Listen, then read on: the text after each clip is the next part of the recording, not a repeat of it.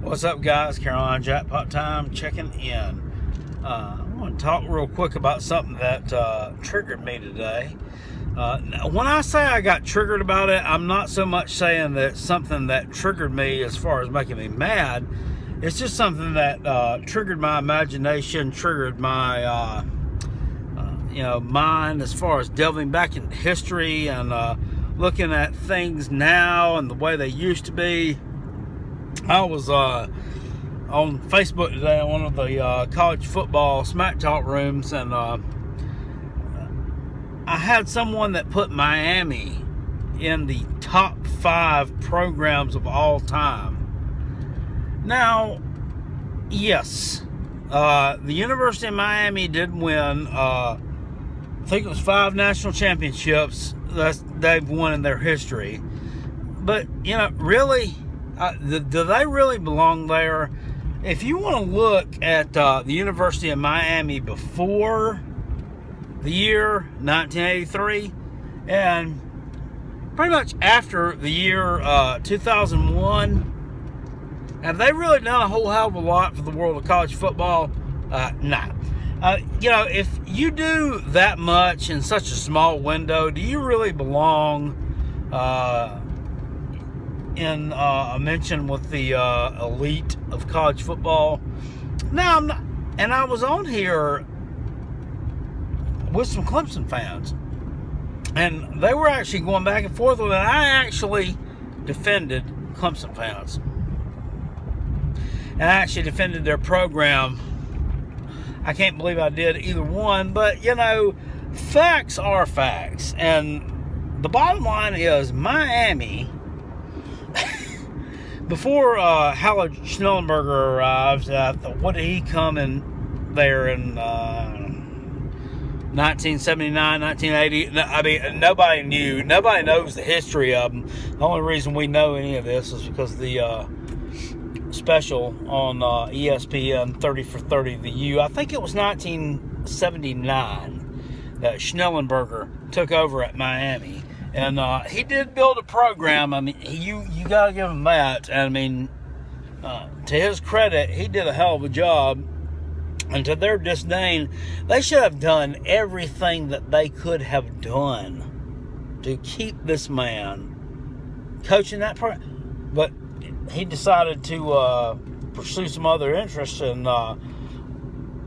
go coach or own or be part owner or whatever it was, a USFL team that was worth like a penny on the thousand after a couple of years, but that's what he wanted to do. So that was that. But Jimmy Johnson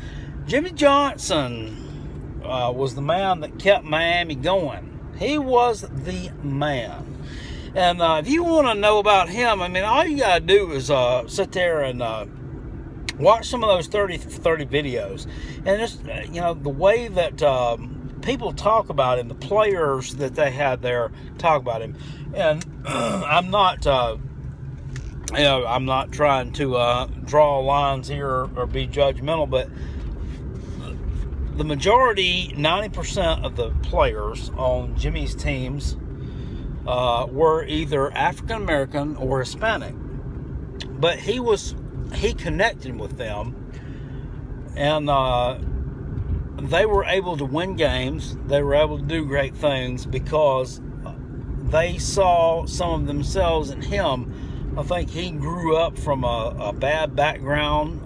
He was from Arkansas, I think it was, and it was the first person, like he said in the videos, he was the first person to go to college from his entire family. So everybody saw him as a big success, and I'm sure a lot of these kids looked at him and said, well, he did something that I should be able to do.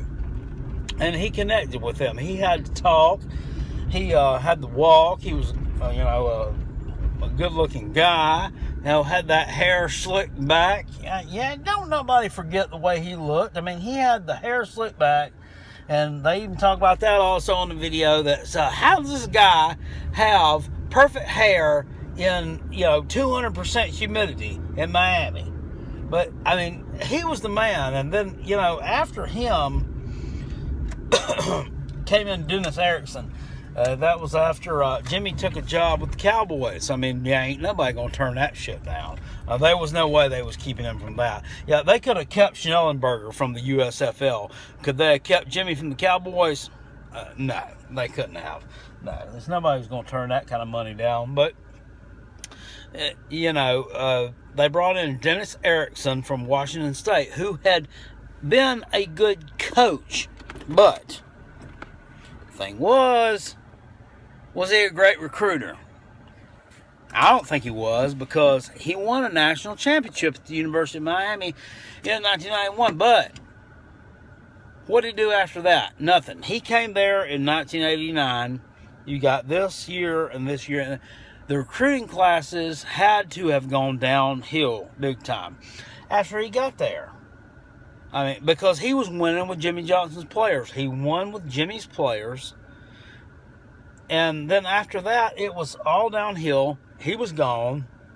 They brought in Butch Davis, which was, I don't know what in the heck was going on with that. He broke all kind of rules there. And he was, that guy right there, he's dirty as shit. Okay, and then Larry Coker, the assistant, was let pick up pieces. Larry actually won a national championship with the University of Miami. And as soon as just like a couple years ago, he was coaching at UT San Antonio, the Roadrunners. I don't know if he's still there or not, but he was their head coach.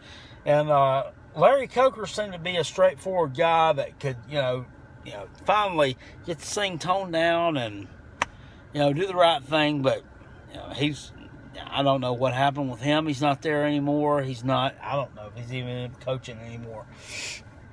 Bring in 2005. Miami joins the ACC. It may have been in 2004. I can't really remember. Them and Boston College and Virginia Tech all came in at the same time. Then Syracuse and Pittsburgh were added in like 2011, 2012. Of all those teams that have came in, Miami has done the least. They've done the least. Virginia Tech has been to the conference championship game several times. At Boston College was like the runner-up in the ACC Atlantic Division in 2007. They may have went to the conference championship game. I don't know. I don't remember all that. But I know for a fact Miami has not been in it. And you have teams that have been in the conference championship game since you have been in that league, such as North Carolina, Duke, Wake Forest, who actually won the whole... They won it. They went to... Yeah, they did. In 2006. You haven't done nothing. You haven't done anything since then. And now I have people on here talking smack to me and wanting to tell me that Miami is still one of these elite programs that should be mentioned with Alabama, Notre Dame, USC. No, they shouldn't. Why? Because Notre Dame was good in the 30s. They were good in the 40s. They were good in the 50s. They've been consistent. Alabama, has been consistent throughout the years. They, from 1993 when Keelan Stallings was gone till 2007, they didn't do a lot. But that's only a 14-year window. When you're looking over a whole century, that ain't a whole lot. Miami did everything from 1983 to 1991. That's an 18-year window. And they won 5 natties. Yes, they did. But other than that, what have they done? They have done nothing but screw up. I'm going to tell you what, when they stopped getting that money from that damn Luther Campbell, that's when they messed up. That's when they messed up. They're dirty. Their program is dirty. And they got what they deserved. I mean, they're a non-factor now. They got beaten 2015, 58-0 by Clemson. 58-0. And they were supposed to be some kind of contender. And in that same year, they went to the Independence Bowl with us. Yeah, my Gamecocks, my Boomcocks. Then at that time, it was my Spurrier Cocks. What did they do? They lost. We beat them. Yeah. 24-21. Yeah. And they still had their Jim, Brad Kaya, Felicia's son from Friday. Yeah. Bye, Felicia. Bye, Felicia's son. Yeah. We won. Unfortunately, we won Gamecocks. So, I mean, where do they really belong in the elite of college football? They don't. They don't. They belong somewhere on a shelf with things that could have been, but did not happen. That's where they belong.